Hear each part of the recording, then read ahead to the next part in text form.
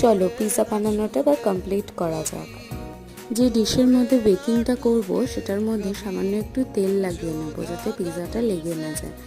এবার পরিমাণ মতো একটা ডো নিয়ে হাতের সাহায্যে ভালো করে স্প্রেড করে নেব, দিয়ে একটা কাঁটা চামচ দিয়ে ওর মধ্যে কিছু ফুটো ফুটো করে দেবো যাতে বেসটা ফুলে না ওঠে। এবার আপনার চয়েসের সস লাগিয়ে তার উপর মজারেলা চিজ গ্রেট করে আপনাদের পছন্দ মতো টপিংস, আমি এখানে টমেটো, চিকেন, অনিয়ন, ক্যাপসিকাম এগুলো ইউজ করেছি, আপনারা আপনাদের যেটা পছন্দ সেটা ব্যবহার করতে পারেন। এগুলো দিয়ে ওপর দিয়ে চিজ গ্রেট করে ভালো করে অ্যাসেম্বল করে নেব। অন্যদিকে একটা কড়া ভালো করে লো ফ্লেমে প্রিহিট করে রাখবো। এবার এই প্রিহিটেড কড়াটার মধ্যে বেকিং ডিশটাকে দিয়ে চাপা দিয়ে 30 মিনিটস বেক করে নিলেই আমাদের পিৎজা রেডি। এবার ওপর থেকে অরিগ্যানো আর চিলি ফ্লেক্স ছড়িয়ে সার্ভ করুন টেস্টি